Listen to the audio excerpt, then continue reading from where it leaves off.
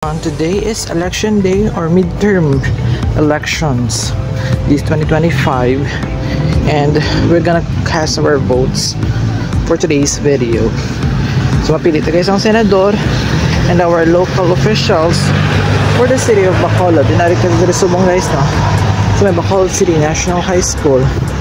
Kung sa diin, diri ako nakakuan guys, diri ako naka-register. We're gonna find out later on. May presinto and time check guys, alauna na. So ang pala ko hasta pa man actually 7 PM, pero let's check kung ano kalaba karon sa linya nang tapos na. Sige nang okay, let's go.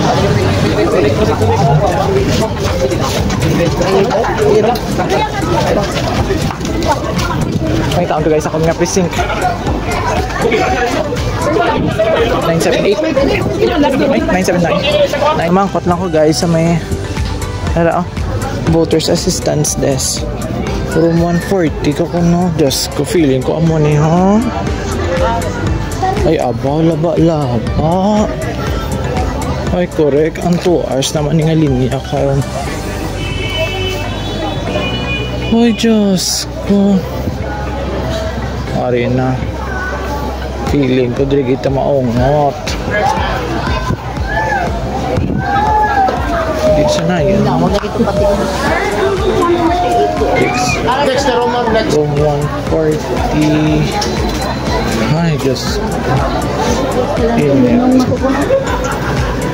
open 8 9 ari na pinangitaan na naman.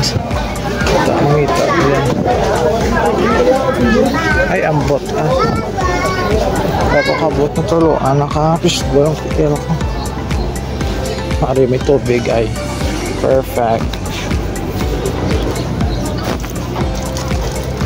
Ay pa kuya kabot basa na kuya ho isang sauce ka fishball ka na ula yung ginakaon guys. Cute sa sorry guys, so linya actually laba-laba kaya ka linya ya kag wala ko kabalo kung hasta alas naging linyahan ko. So roughly estimated ko ha mga 2 hours kag diguro malinya-linya hasta nga makalambot kid ko to kasulod sa voting precinct. So update later. So we're here sa may Bacolod City National High School to cast our votes this midterm elections.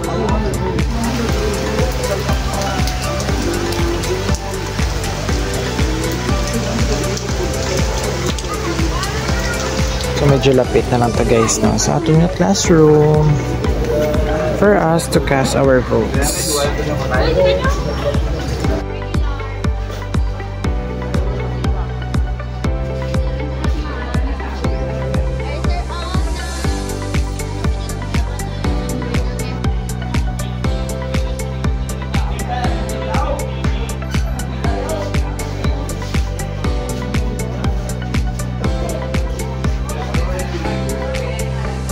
So we are done na guys, no? Casting our votes here in Bacolod City.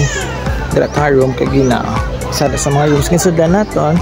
And we are done na everyone. I'll picturean ko ebidensya that we voted here in the city of Bacolod. And we'll see you next time naman guys, no? Sa mga madasong elections. Our next elections will be the presidential elections na. So muna na siya after pilaman ka oras, no? Mga 2 magro ka oras ang tiner dire. Dasig lang niya ang mag-vote. Pero ang dugay ang maglinya-linya kay si Isabela ka room sa may holding room pa lang. Diyos ko do damo ka mo sobra ka maguro 50. Tapos pasunod tapos may mga priority pa. So muna na siya sa isa daan ka holding room o pila ka presinto.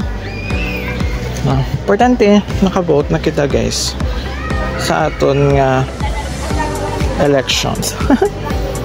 Okay, so congratulations in advance sa mga winners, not mga winners, and sa mga madaog. Hopefully you will keep your promises during your campaign period. So muna na siya guys, no? And God bless the Philippines after these elections. And kudos to all, especially to our teachers and volunteers, no? Yung nagbaka-baka para makaserve sila and patience diri sa elections. So exit na kita guys. Time check, it's already 5 in the afternoon. Okay, so muna siya guys, and ginapo mo ka. Okay, see you in our next videos everyone. Goodbye.